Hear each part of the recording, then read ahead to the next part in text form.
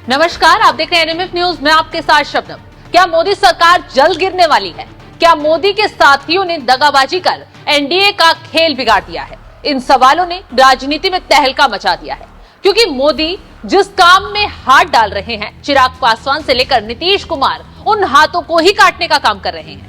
अभी तक खबरें जोर पकड़ रही थी कि चिराग पासवान ने मोदी को आंख दिखाते हुए एनडीए में खेल करना शुरू कर दिया है। वहीं अब दूसरी तरफ नीतीश कुमार ने ऐसा बयान दे डाला है, दिल्ली में बैठे मोदी क्या शाह के भी होश ठिकाने लग गए हैं। वहीं दूसरी तरफ इंडिया गठबंधन जेडीयू के बयान से खुशी मनाने में जुट गया है, क्योंकि जेडीयू ने इंडिया गठबंधन के सुर में सुर मिलाते हुए मांग कर डाली है, अन्य पिछड़ा वर्ग कल्याण संबंधी संसदीय समिति में चर्चा के लिए जाति आधारित जनगणना को विषय के रूप में शामिल किया जाए।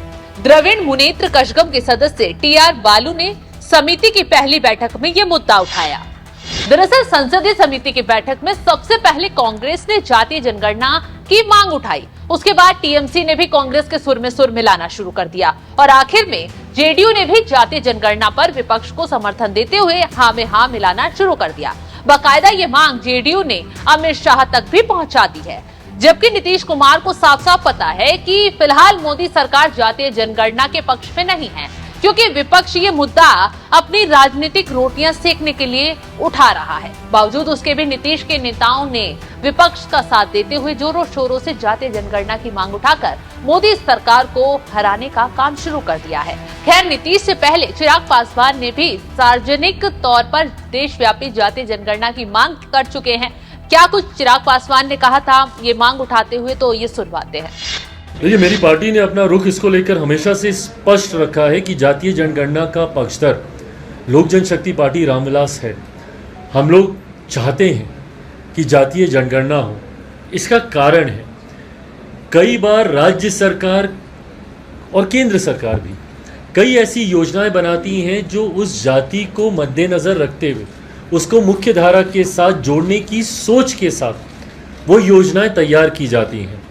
ऐसे में उस जाति की आबादी कितनी है, ये जानकारी सरकार के पास कम से कम होनी चाहिए, ताकि उसके अनुपात में राशि आवंटित की जा सके उस योजना को लेकर या उस जाति को मुख्य धारा के साथ जोड़ने को लेकर।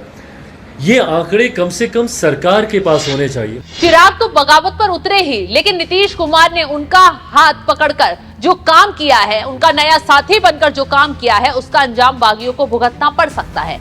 वहीं दूसरी तरफ बात करें मोदी के हनुमान चिराग पासवान की, तो जिस ट्रैक पर पिछले कुछ समय से चल रहे हैं, उस पर जल्द ही मोदी और शाह बड़ा एक्शन ले सकते हैं। अब ऐसे में एक सवाल ये भी उठ रहा है कि क्या चिराग पासवान का मोदी सरकार से मोह भंग हो चुका है, क्योंकि चिराग पासवान लगातार मोदी सरकार के तमाम फैसलों का विरोध कर रहे हैं। चिराग पासवान ने कोटा के अंदर कोटा को लेकर सुप्रीम कोर्ट के फैसले का विरोध किया। उन्होंने केंद्र सरकार के फैसले से अपना निर्णय अलग रखा।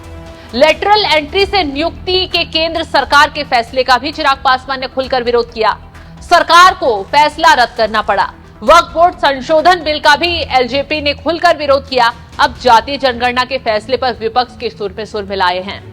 तो चिराग पासवान के मोदी से मोह भंग होने की कई और वजहें भी निकलकर सामने आ रही हैं, जिसमें ये बात भी निकलकर सामने आई है कि हाल ही में चिराग को साइड करते हुए अमित शाह ने उनके चाचा पशुपति पारस को भाव देना शुरू कर दिया है, मिलने के लिए दिल्ली तक बुला लिया। जिसके बाद पशुपति पारस ने बीजेपी के प्रदेश अध्यक्ष दिलीप जायसवाल से भी मुलाकात की। इन तस्वीरों ने चिराग पासवान की घबराहट बढ़ाई, तो वो खुद पीएम मोदी और अमित शाह को झटका देने के लिए मैदान में कूद पड़े।